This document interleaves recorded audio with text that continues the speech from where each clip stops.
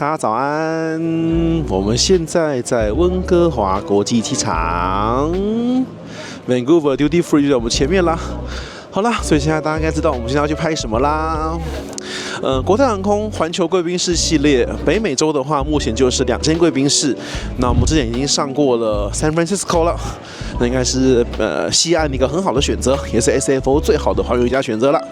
那另外一間就在 YVR Vancouver Airport。Vancouver 呢，曾经也是國泰的一個非常重要的一個航點，它是沿用第5航權的。我們待會兒慢慢來介紹。那這個機場的國際航廈，在北美來說算相當的漂亮了。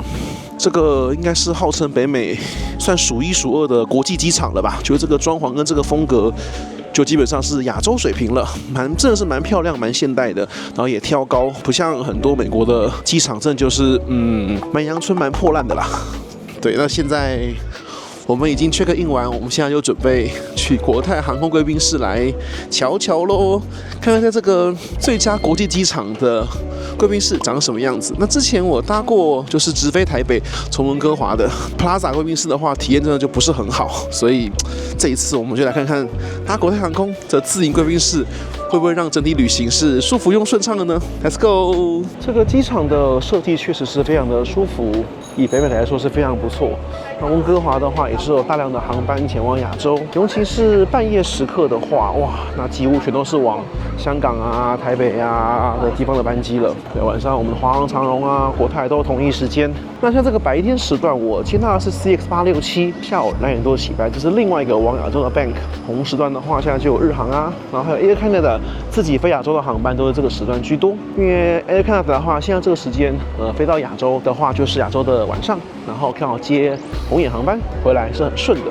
那國泰航空的貴賓室的話，在第71的位置，就是你從安檢完之後，經過一堆免稅店，然後一樣就會先經過愛馬仕，那經過所有免稅店之後呢，到了第一個交叉口，就是71的位置了。那國泰航空的lounge的話，總是非常好認。那這一間的話，也算是新改裝之後的版本了，就是以黑色為主的，所以我們现在已經看到映入眼簾嘍，很好認。這個黑色沉穩的風格就是國泰航空貴賓室了。所以我們現在來到國泰航空在溫哥華的自營貴賓室了。那進來之後需要搭乘這個電梯向上。那在蠻多機場其實都有這樣的設計的，貴賓室在樓上的位置。溫哥華機場除了這個比較特別的話，還有另外一件是這邊有一間 SkyTeam Lounge。SkyTeam Lounge 就是 SkyTeam 的合作夥伴一起空的 Lounge， 對，是在溫哥華，因為溫哥華是新龍的 Hub 嘛。環宇家的話，這邊就只有國泰航空貴賓室嘍。好，那這貴賓室的裡面的擺設的樣子呢，就是新版本的，大家看到是以這個深色為主，那這就是新裝潢的部分了。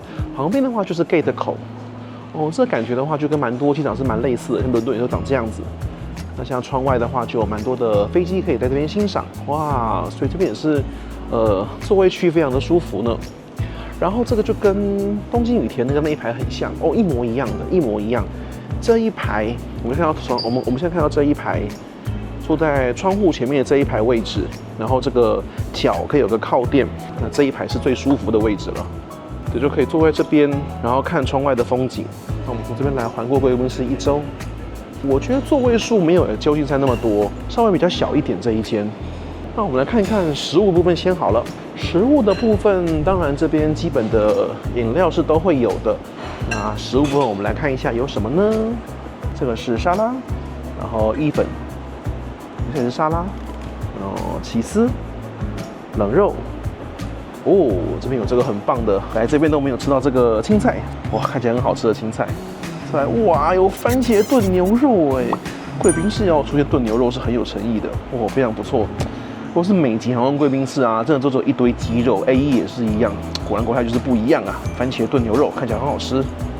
然後冰箱的話有吐納魚的魚卷，然後素菜卷，還有一些水果跟甜點都在冰箱裡面。那往裡面走的話就是 Noodle Bar 了，這邊就有就獨立的一區 Noodle Bar 的座位。Noodle Bar 座位也是看起来很不錯。酒在這裡。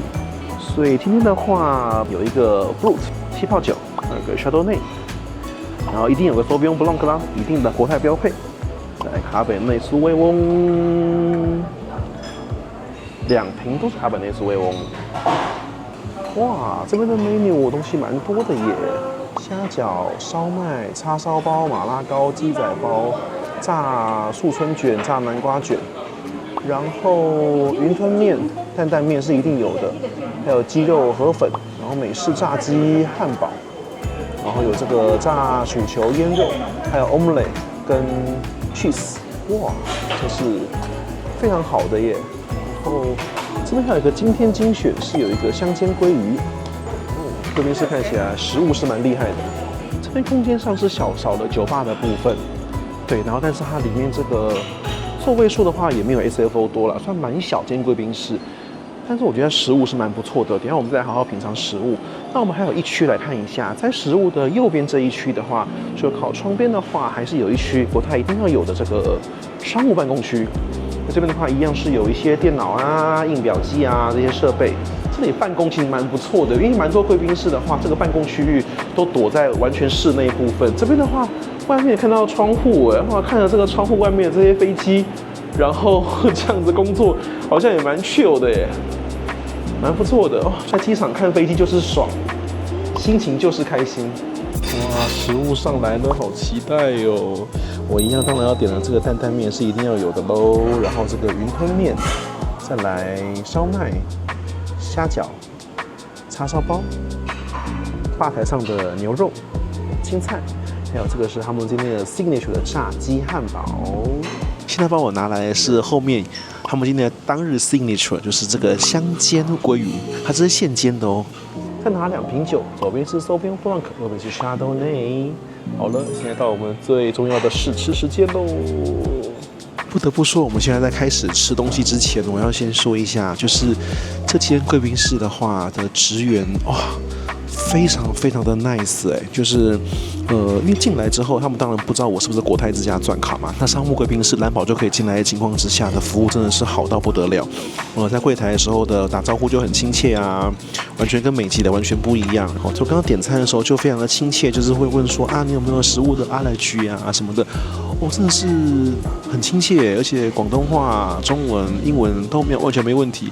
其實我剛剛在櫃檯在 check in 的時候就發生蠻好笑的事情，我旁邊也是個就是華人 check in 嘛，然後那個華人就很緊張的問 gate agent 說啊，我不會講英文的話，等一下進去會不會有什麼麻煩？然後那個 agent 就跟他講說，在溫哥華不是講英文，也可以啊，就是用廣東話講，我廣東話我聽得懂，但是我講不好啦。反正就是跟他講說啊，在溫哥華不用講英文，不會說英文也沒關係啦，這邊講廣東話、國語都能通，亞洲人這麼多。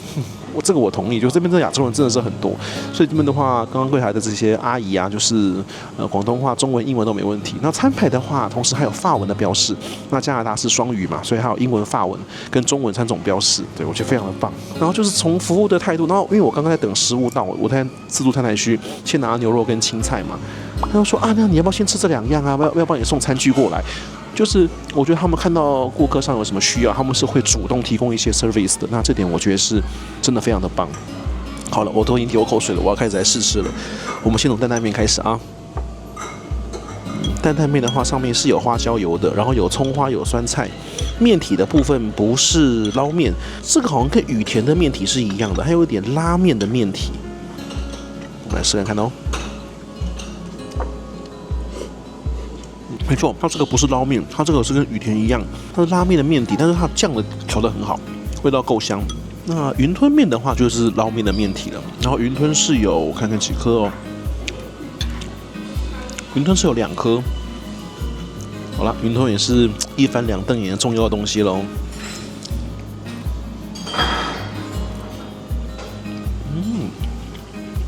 這邊雲吞的話是肉的雲吞，沒有蝦子。但也算好吃的，但不是鮮蝦雲吞。好，再來是港點部分，燒麥。1秒回到香港了。有一個說法是說，當年很多那個97的時候，老一輩的香港人就是移民了很多。那溫哥華是大宗，溫哥華香港人當時真的非常多，所以這也是等下我们會聊為什麼國泰航空在這邊會這麼強勢，這都是有理由的。對，那甚至蠻多人講說，你要吃最道地、最傳統的香港港式料理的話，在香港還吃不到，因為老師傅都移民來溫哥華了，是有這種說法啦。對，不過我是沒有證實啦。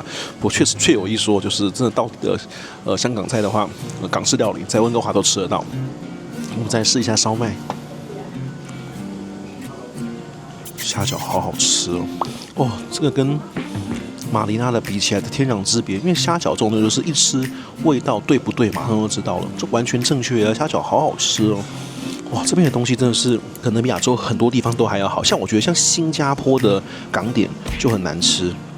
我上次住幾個大飯店，包含像 Ritz-Carlton 這種的頂級的飯店，那早餐的港點都好難吃哦。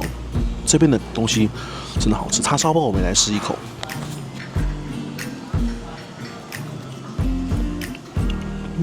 叉燒包也好好吃哦！我後悔在飯店吃早餐了，我應該餓着肚子來這邊吃才對，太好吃。大家如果搭國泰航空的班機，下午這一班回亞洲的話，早餐不要吃，因為國泰航空的話在這邊是提早4小時就開櫃了，所以下午3點的航班的話，11點就開櫃了。你睡醒直接來這邊好，因為開櫃的話，貴賓室就開了。哇，這個太好吃了，這個太棒！如果你搭半夜的話，就來這邊吃晚餐吧。那再來我們就試試看那個吧台上面那個白灼青菜。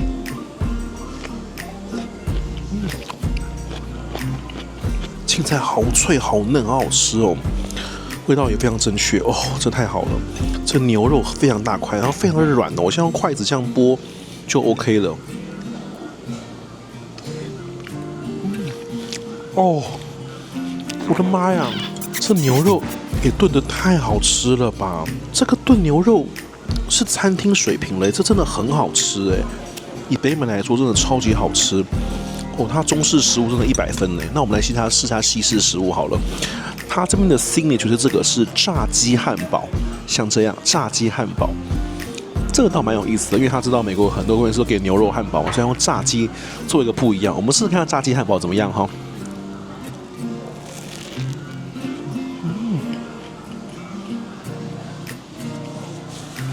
外面的麵包皮非常的鬆軟，裡面的炸雞。有香有酥，但是又非常的軟嫩，入口就非常的好吞咽，而且香味非常的足，很棒哎！那現在剩最後一個，剩鮭魚了。鮭魚我們來試試看哦，鮭魚是 Today 的 signature， 就是新產品，他們可能每年都會換。這鮭魚不是煎好放着，現煎的一定好吃啦。因為我剛剛之前會先到，這最後才到，它現煎的，真的很用心哎，所以。在溫哥華國泰貴賓室的話，這個不管中式食物、西式食物，沒有一樣是地雷，樣樣都好吃。吧台上面的連牛肉、青菜都好吃哦。不過這間貴賓室沒有開一整天，它只有就是開國泰航班，就是現在是大概11點鐘開到3點鐘，然後就休息，現在要晚上9點之後才開了。對，所以如果搭灣沃航班的話，你一定要來這真的太好吃了。搭日航用得到，因為剛好我看日航是2點鐘的飛機，所以搭日航的話，你也可以來這裡。那亞洲的航空公司灣沃有飛溫哥華的，應該就只有國泰跟日航了。對啊，因為馬航沒有飛嘛。卡達我就不確定有沒有飛溫哥華，等下可以查一下。BA 是一定有飛啦，然後 AA 不過 AA 不在這個航廈 ，AA 在剛剛講的，因為他們這邊是美國線會分開，所以 AA 的話在 Terminal 1，在美國航廈那邊。美國航廈那邊就一定不好吃啦，反正飛美國嘛，對不對？那這個飛 international 的哈，就真的是很厲害哦。今天真的太開心了，我要準備回去了。回去之前在國泰貴賓室好好享受一下。那我現在好好享用我的餐點嘍。先吃完第一輪東西了，那來這邊先稍微來休息一下。我們現在聊一聊國泰在溫哥華吧。其實溫哥華真的是國泰非常重要的航點，因為早年的話，香港人來這邊移民的量非常的多，所以。溫哥華其實有一陣子應該是國泰在北美的第1大站，除了一天有3班香港直飛溫哥華之外，還有我們最著名的那一班就是 CX888。你聽到這個班號就會知道說這是一條意義重大的航線嘛，對，發嘛，華人最喜歡就是這個數字。那他把這個888給溫哥華，就顯現溫哥華的重要性了，對不對？那而且這個888是很有名，是因為它就是從香港溫哥華，然後溫哥華會延遠到紐約，這是一條第5航權的航線。那這一條是非常特別的，去程就是888，回程的話我如果沒有記錯，班號應該是865，所以這個888跟865就是一個國泰在北美的一個重要第5航權。那這樣子加起來的話，就一天就會有4班在YVR 這邊的進出航班，因為第5航權會有1班2班嘛，就是兩個方向，所以國泰在美國行駛第5航權也只有 YVR， 所以這個應該是在疫情之前一直都是國泰在西岸最重要的航點，因為香港人來這邊移民的夠多，然後也很重要。而且這一條 YVR 到 JFK 是非常非常的特別，因為大家知道，就是美籍或加拿大籍的航空公司的服務就是 就那樣嘛。那所以當時這一條啊，就是像我有一些朋友住在溫哥華或者西雅圖的，其實對他們而言，他們要飛到東岸去，不管是旅遊還是商務，其實他們都會說很痛苦哦，因為其實美國的這個東西兩岸這個飛行時間其實並不短，對，其實都要5-6個鐘頭。那5-6個鐘頭坐在大板凳上面，其實真的是很痛苦。你想，我們從台北飛到巴厘島也才5個多小時而已，那華航、長榮基本上都還算蠻舒適的啦，對啊。那所以這個跨 Transcon 的航班其實時間並不短，但美籍提供就是很破的服務嘛。那 AA 是有平躺的321，可是那個就條數很少，你只有 JFK 到 SFO 跟 LX。那除此之外，你說像 YVR 跟西雅圖，這是不可能的事情。然後達美在美國境內的 Delta One 的航班的話，都是很破的757。对，那雖然叫 Delta One， 不過那757真的很破，而且又很舊。那 UA 的話，相對可能好一點，有一些 Polaris 會飛洲際線，可是你要想，就是說像溫哥華或西雅圖這種航點，可能也輪不到。所以當時就是我朋友那些在溫哥華的，他們就會說，他們如果去東海岸的話，那這一條國泰的 YVR 到 JFK 是他們首選中的首選。哦，因為國泰所提供的服務品質跟餐食，當然都一定是什麼打，就是美加級航空嘛，就是完全不能比。再來就是說，大家也知道，就第5航權這件事情一定賣的便宜，對，一定便宜。所以第5航權當時也很多人是利用這一條去衝分數的，因為這一條的話，就是你可以蠻好拿積分的，因為它相對商務艙便宜，而且它連頭等艙有時候都不貴。對，你沒有聽錯，因為這一條888、865，它終點它是紐約，所以這一條就是說跟國泰的飛倫敦的251、252一樣，它就天王航班，就是說它是 always 一定有 serve 頭等艙的，在疫情之前，就這一條888，就不管怎麼樣，因為有些航點你知道，它可能頭等艙並不是 serve 一整年，它可能會 EQV 嘛。可是這一條就這個班號888、865這個班號哦，就是國泰一定會 serve 頭等的航班，一定會有，所以第5航權也會單賣頭等艙，它第5航權是可以拿來賣的，就像台北東京、台北大阪、台北名古屋一樣，是可以單獨賣的。所以這一條不只是價格便宜，它經濟便宜，商務便宜，連頭等都有很美麗的價格。所以當時有很多住在這邊的人，他們如果要去美東的話，這一條都是他們最想搭的首選。然後而且時間又好，就是這邊的晚上出發到美東就是清晨，就是這一條可以說是齊聚了便宜、服務好、時間好、完美。再還有一點，這個 Transcon 啊，除了我們剛剛講那幾個大 hub 的 route 之外，基本上美國的國籍或加拿大都是拿載體客機在飛行，大家都知道，然後都是一堆載體機嘛。那國泰這一條 serve 頭等是用什麼？不是早年的747，就是 77W。所以呢，你要想，就是你今天要搭一個5-6個小時的航班，即便你搭經濟艙，那你可以想象你搭321，好，搭738，跟搭777，那我想這個沒有什麼好選嘛。然後777，大飛機。寬體機，時間好，服務好，價格便宜，沒有理由不搭了吧？對不對？因為你看像台北的話，就是國泰的那個東京啊、名古屋跟大阪，會有些人會有不喜歡，是因為台灣人非常喜歡早班機。有台灣人很喜歡，所以我們飛日本的很多航線都非常非常早就出發了嘛。那國泰都是中午才出發，所以這一點是午去。但很多人台灣人喜歡早去，所以就是覺得國泰航空時間不優。可是你這一條的話，如果是 YVR 到 JFK 的話，就沒有這個問題。它我覺得沒有缺點了，就是真的沒有缺點。你就是時間好又便宜，寬體機服務好，東西好吃，就是很強。所以這一條一直都是非常旗艦的航線，也持續了非常非常非常久。不過也當然就是非常可惜。非常可惜，就是在疫情的時候就对這個 YVR 到 JFK 就告一段落了。好了，那他剛才通知我說那個淋浴間好了，我們就先去洗個澡嘍。Go！ 好了，我們現在就來到了國泰航空在溫哥華的這個淋浴間了。這個淋浴間呢，空間沒有 SFO 那間那麼大。但是也是標準國泰新裝潢風格，那這就是國泰後來改裝完的風格了，就得深色的，就不是像 SFO 那邊以白色為主。那這邊的話也是給了全套的備品，就是牙刷呀、牙膏啊，都是有的。那這個哇，連這個都跟那個香港國泰長得一模一樣啊，所以這件是標準國泰的design 是沒有問題的。然後空間上其實也算不錯。然後這邊有像這樣子的空間的話，它是有2間的淋浴間。那以它這邊的航班量只有2間是有點奇怪啦。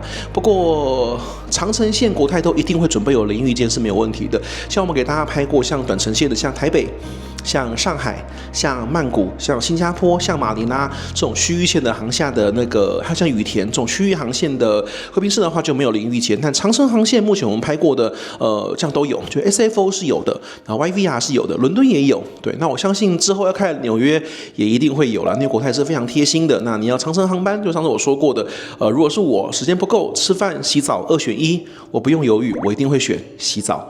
對，洗個澡，舒服的上飛機，真的是飛行的非常重要的體驗。好了，那就淋浴間給大家看到這邊。那我們現在洗完澡了，我們再來把最後一道面食吃完，是河粉。我會想要嘗嘗看啊，一則也是希望想說開箱嘛，開個完整。我現在坐在這個吧台上面給大家吃，二則就是因為大家都講說到美國地方的話，這個河粉很好吃。對，因為美國的話蠻多越南料理跟韓國料理的，所以這貴賓室有提供河粉，我想說那我就來試試看好了，也算當地的 signature。我們先嘗一口湯，它這是雞肉河粉，不是牛肉的。哦，湯頭很好，非常的清爽，也有給這些檸檬啊，該給的香料都有。我們來試試看河粉本人的味道如何。有點意外哎，河粉面煮得很好，非常的 Q。這個如果你不想吃這麼油的話，這是蠻好的選擇哦。溫哥華機場的這個餐食每一道都很不錯哦，都給大家試完畢了。不過它好像會有每日signature會換啦。我們今天遇到的是鮭魚嘛，那鮭魚也蠻不錯的。好了，那我們吃完河粉就餐飲結束嘍。好了，我們現在就坐到我剛剛說我覺得海景第一排最舒服的這個座位了。哇，這邊坐在這邊真的是可以很好的發呆，這就跟我的亞洲我很喜歡國泰羽田貴賓室的理由一樣。這個躺椅的話，在這邊外面看風景啊，就是窗外看出去的話，這非常的漂亮，对，非常的漂亮。今天天氣又非常的好。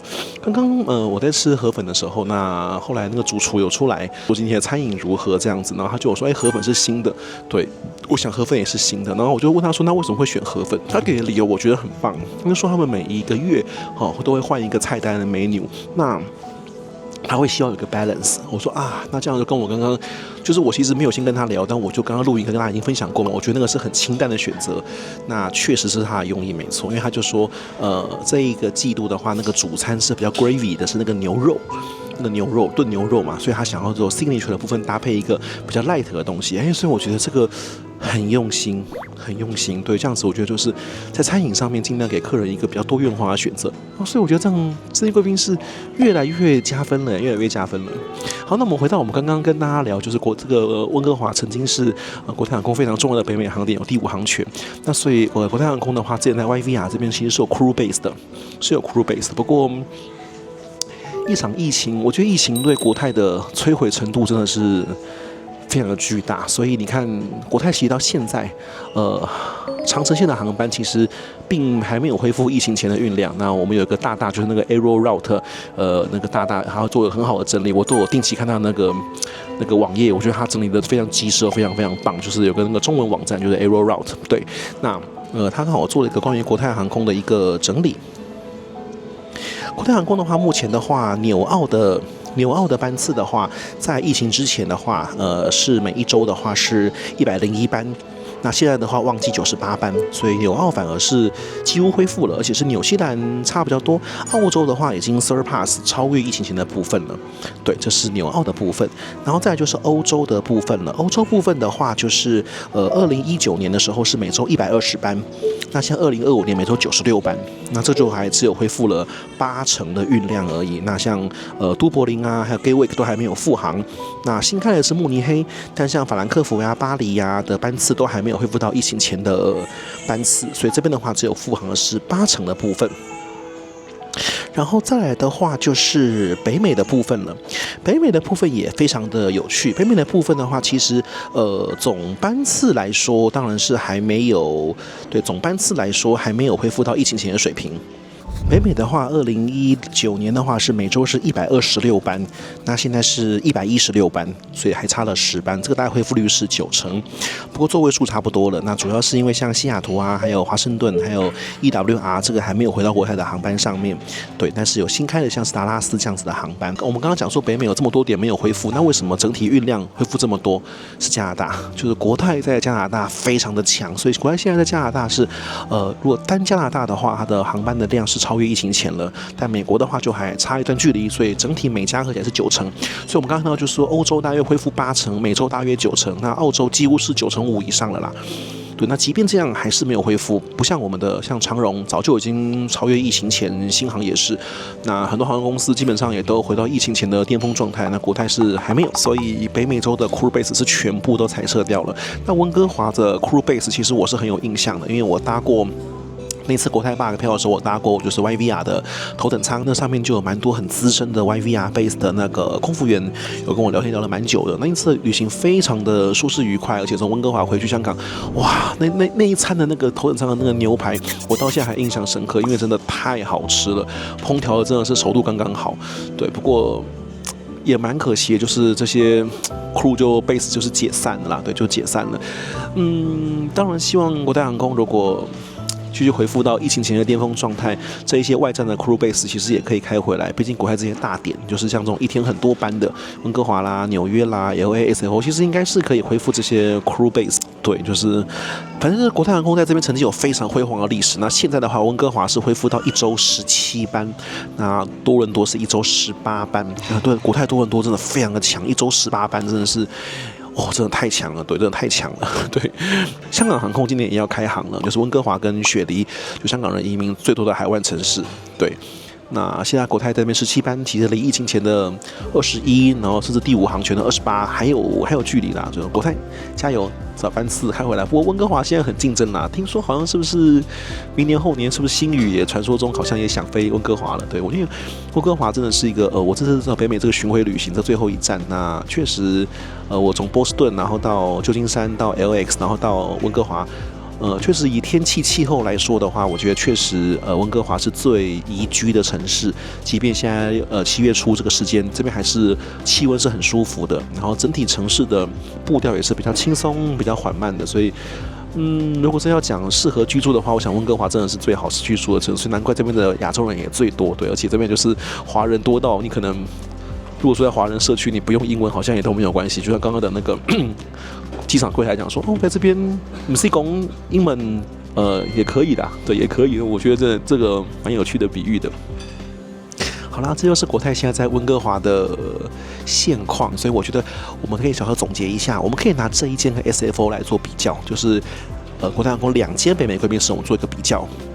領域間的話，當然是 SFO 勝，因為 SFO 不但空間大，而且有6間。這邊的話，空間小，而且只有2間。整體面積也是 SFO 勝，因為 SFO 進去之後分左右2塊，這邊大概就是 SFO 的一半大小而已。所以空間跟領域間的話，我想就是 SFO 是獲勝。餐飲的部分的話，我覺得這邊是略勝一籌。SFO 也不難吃，但這邊的話，港點的選擇更多，然後signature的東西也更多，然後餐飲也做得更用心。吧台上的熱食也更多，所以，我覺得餐食上面的話，我覺得真的溫哥華是最好吃的，對，這也很符合溫哥華的特性啊。人家就講說，就是北美最好吃的中式食物都在溫哥華嘛，對啊，所以這邊的餐食的話是很厲害。那服務人員的親切態度的話，我覺得這邊更勝一籌。在 SFO 的話，櫃台國泰人員的話是華人，但是裡面其他工作人員還是有蠻多就是外籍人士，也不是服務不好，就是沒有那麼親切。這邊的話會一直來跟你噓寒問暖。對，我相信應該他們不是因為我是國泰鑽，因為我進來之後，其實裡面的職員應該不會知道我是鑽卡。對，所以而且藍寶石就可以進來了，所以我想他對 everyone 都是一樣非常 nice 的。对，那這些 YVR 給我感覺是他對每一個人真的都很 nice， 然後一直會過來問你需要什麼，你有什麼，你有所需要的東西。像剛剛林玉姐也是一樣，就是他會很主動的說啊，那你稍等一下，我先整理完，然後我主動過來叫你。這邊的服務真的是非常的好，而且在這邊真的是跟 SFO 不一樣，是你就會覺得你跟職員講中文完全不突兀，對你不會有那個想要說英文的那個衝動，你知道嗎？就你在舊金山可能看到 crew， 你還是會直覺反應就是我現在美國我要講英文。這邊的話，你就會非常自然講說啊，我要一碗擔擔麵，一個雲吞麵，就我怎麼就講中文了？因為就是這個環境氛圍很輕鬆，而且裡面都是華人，你就會覺得講中文。然後他們其實也都會第一優先用廣東話先回你。對，就是廣東話先回你，但是我是聽得懂，可是我說的就很不輪轉，所以我就說我聽得懂，但是我用中文回答這樣子，那這都沒有問題，因為廣東話我是聽得懂的。對，所以這些貴賓室的整個體驗感覺是非常舒服的，所以其實在這次這趟北美巡迴這樣一趟之後，我真的覺得以後如果從北美要回亞洲真的YVR、SFO、LX 都是好選擇，對，因為 YVR、SFO 有國泰自營貴賓室，那 LX 的話就去礦大斯那一間，其他點的話，我想可能就真的貴賓室可能就差很大一截了，對，這3個點還是真的是很舒適，那這間國泰貴賓室非常棒。我覺得唯一的缺點就可能就是小了一點啦，就是這邊我想如果是尖峰時刻，我可以想象這邊會是非常 crowded 的，对，因為現在的話中午只有一班國泰航班，去登機大概還有1個小時，這裡面人潮大概就已經坐可能有70%了。那所以晚上如果是尖峰時刻，而且晚上載客率又更好，那班紅眼航班大家是比較喜歡的，所以我想晚上的話，這邊有可能是會一位難求的，对，我覺得有可能是会一位难求的。对，但是除了空間小這個缺點之外，我找不到這邊有任何的其他缺點。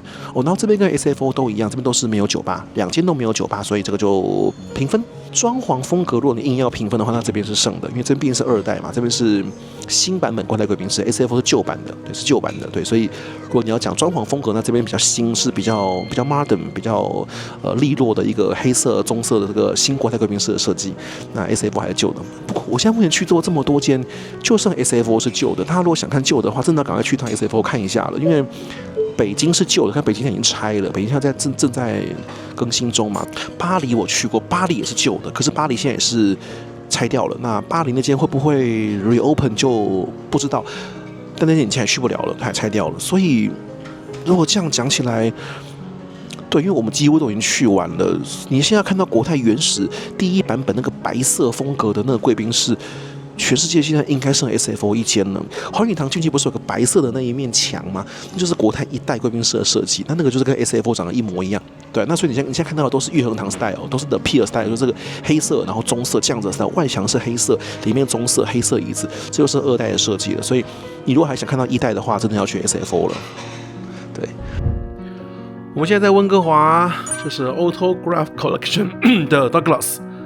然後我們用套房，我今天升到這個套房，哇，套房真的是蠻大的，而且還是有一個這個工作流理台的，就是好像可以煮點東西，哇，對啊。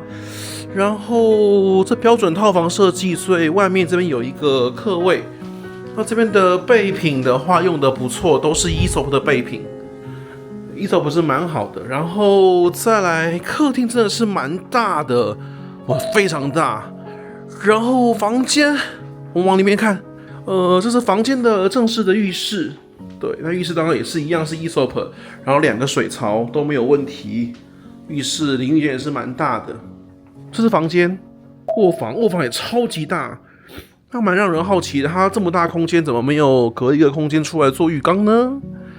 外面的話，像高樓層也是有一些風景可以看的，對面就是微軟 Microsoft。好，這就是房間的開箱部分嘍。那這一趟GGL的畢業旅行，拍了北美的很多貴賓室，不知道會不會給大家有點疲勞轟炸呢？有什麼意見的話，歡迎留言告訴我。對，那我們就下一個主題，下一集我們再見嘍，拜拜，大家再見。